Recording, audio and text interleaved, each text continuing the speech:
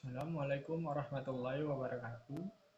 Perkenalkan, nama saya Fadli Febrianto dengan NPM 202246674, kelas 2EB04 dengan mata kuliah Bank dan Lembaga Keuangan 1. Di sini saya akan mempresentasikan tentang eksistensi OJK pada lembaga keuangan di Indonesia. Pendahuluan. Sistem keuangan merupakan suatu hal yang sangat penting dan memiliki peran yang prinsipil dalam perekonomian dan kehidupan. Sistem keuangan sendiri merupakan tatanan perekonomian dalam suatu negara yang berperan dan melakukan aktivitas dalam berbagai jasa keuangan yang dilakukan oleh lembaga keuangan, yang memiliki tugas dan fungsi utama adalah menyalurkan dana. Di Indonesia, sektor keuangan memiliki peran krusial dalam mendukung pertumbuhan ekonomi dan stabilitas negara. Untuk menjaga integritas dan keberkelanjutan sektor ini, kehadiran lembaga pengawasan yang efektif sangat penting. Salah satu lembaga yang memiliki tanggung jawab besar dalam hal ini adalah Otoritas Jasa Keuangan atau OJK.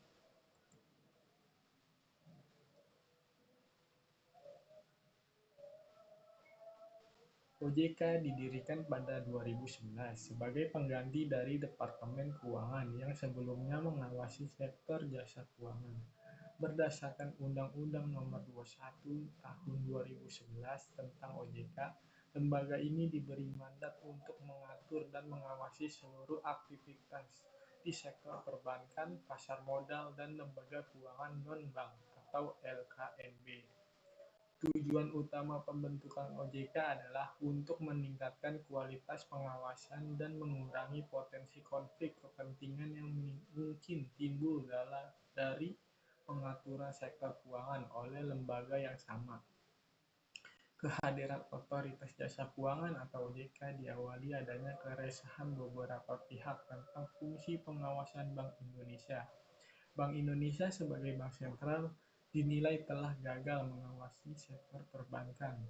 Kegagalan tersebut terlihat banyaknya perbankan yang dilikuidasi pada saat krisis ekonomi melanda Indonesia pada tahun 1997. Untuk itulah pemerintah pada masa Presiden B.J. Habibie mengajukan rancangan undang-undang yang memberikan independensi kepada bank sentral. Namun, independensi tersebut juga diikuti dengan ide pemisahan fungsi pengawasan terhadap perbankan oleh Bank Indonesia. Bentuk pemisahan tersebut mengikuti pola bank sentral Jerman yang tidak mengawasi bank.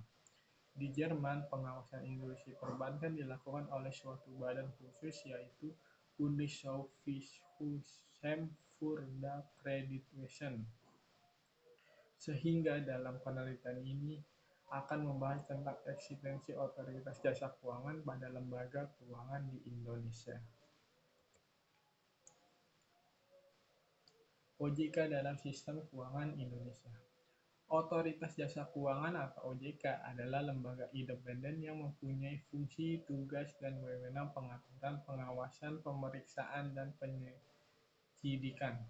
OJK dibentuk berdasarkan Undang-Undang Nomor 21 Tahun 2011 yang berfungsi menyelenggarakan sistem pengaturan dan pengawasan yang terintegrasi terhadap keseluruhan kegiatan di dalam sektor jasa keuangan.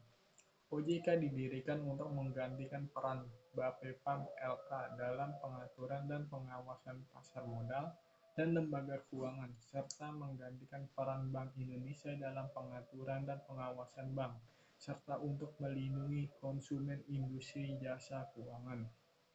Berdasarkan Undang-Undang Nomor 4 Tahun 2023 mengenai pengembangan dan penguatan sektor keuangan, Undang-Undang PPSK, OJK juga mendapatkan tambahan kewenangan untuk keuangan derivatif, bursa karbon, inovasi teknologi sektor keuangan, termasuk juga untuk aset keuangan digital dan aset kripto. Sebagian kewenangan dari Badan Pengawasan Perdagangan berjangka komoditi atau Bapepti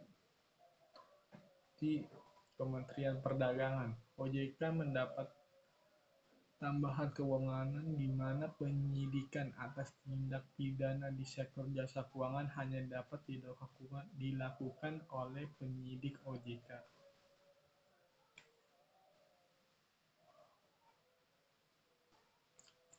Latar belakang pembentukan Undang-Undang OJK. Pembentukan Undang-Undang OJK berdasarkan amanat Undang-Undang Bank Indonesia yang mengamanatkan pembentukan lembaga pengawasan yang independen dan terintegrasi yang mengawasi segala kegiatan sektor jasa keuangan, serta pembentukan OJK juga dipengaruhi oleh kondisi serta perkembangan sistem keuangan yang dinamis dan kompleks. Otoritas Jasa Keuangan atau OJK sendiri merupakan lembaga independen dan bebas dari campur tangan pihak lain. Tugas wewenang pengaturan, pengawasan, pemeriksaan, dan penyidikan sebagaimana dimaksud dalam Undang-Undang Otoritas Jasa Keuangan. Pembentukan lembaga yang bertugas melakukan pengawasan pada sektor keuangan sesuai dengan amanat yang tertera pada Undang-Undang Nomor 3 Tahun 2004 tentang perubahan atas Undang-Undang Nomor 23 Tahun 1999 yang menyatakan bahwa tugas mengawasi bank akan dilakukan oleh lembaga pengawasan sektor jasa keuangan yang independen dan dibentuk dengan undang-undang. Penerbitan dan berlakunya Undang-Undang OJK Nomor 21 Tahun 2011 menandakan terjadinya pergeseran modal pengawasan dalam industri keuangan. Pengawasan bank yang selama ini berada di bawah pengawasan Bank Indonesia atau BI dan pengawasan pada lembaga keuangan non-bank yang berada di bawah pengawasan Badan Pengawas Pasar Modal maupun lembaga keuangan atau BAPEPM LK yang dilimpahkan kepada Otoritas Jasa Keuangan atau OJK.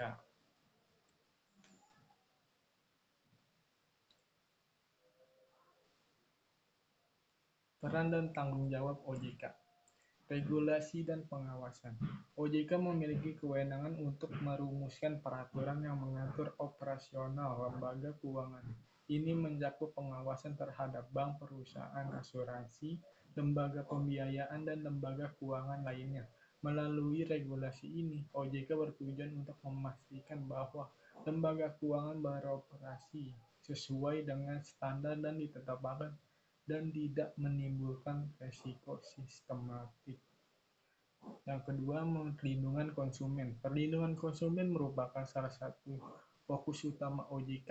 OJK mengimplementasikan berbagai kebijakan untuk melindungi hak-hak nasabah dan pemegang polis. Ini termasuk pengaturan mengenai transparansi informasi, tata kelola yang baik, dan mekanisme penyelesaian sengketa.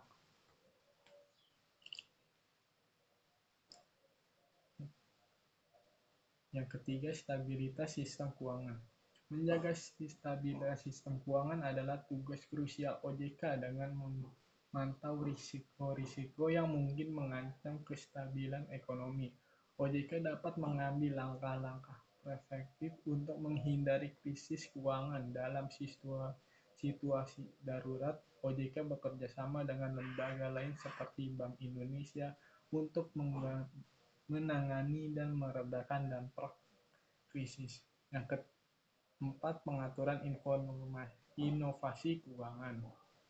Di era digital, inovasi dalam sektor keuangan seperti teknologi finansial atau fintech berkembang pesat. OJK memainkan peran penting dalam mengatur dan memfasilitasi inovasi ini, memastikan bahwa teknologi baru yang diterapkan tetap dalam kerangka regulasi yang aman dan tidak merugikan konsumen. Dan yang terakhir, pengawasan kepatuhan. OJK bertugas untuk memastikan bahwa lembaga keuangan mematuhi peraturan yang berlaku. Ini melibatkan pemeriksaan dan audit berkala serta penegakan sanksi terhadap pelanggaran pengawasan. Ini penting untuk menjaga praktik-praktik yang dapat merugikan stabilitas keuangan dan kepentingan masyarakat.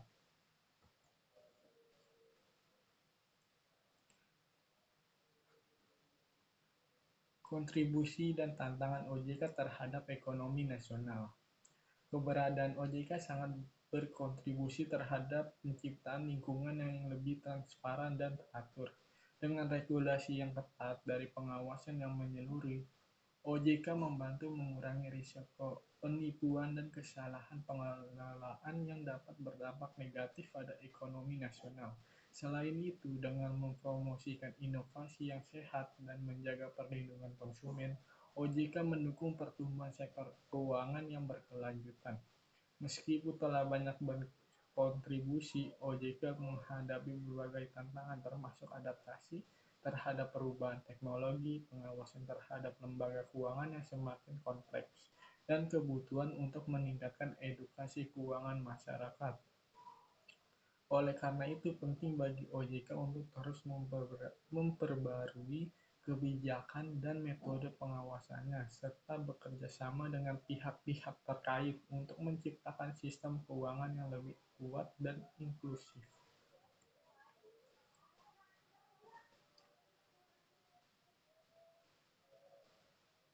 Kesimpulannya, eksistensi OJK sebagai pengawas dan pengatur lembaga keuangan di Indonesia memainkan peran yang sangat penting dalam memastikan kestabilan dan integritas sistem keuangan. Melalui kebijakan, pengawasan, dan perlindungannya, OJK berupaya untuk menciptakan lingkungan keuangan yang aman, transparan, dan mendukung pertumbuhan ekonomi nasional yang berkelanjutan.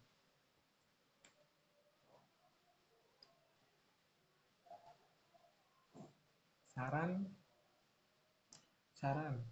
Otoritas Jasa Keuangan yang keberadaannya sebagai pengawas dan pengatur terhadap lembaga keuangan di Indonesia dalam praktisnya harus sesuai dengan peran dan tugasnya.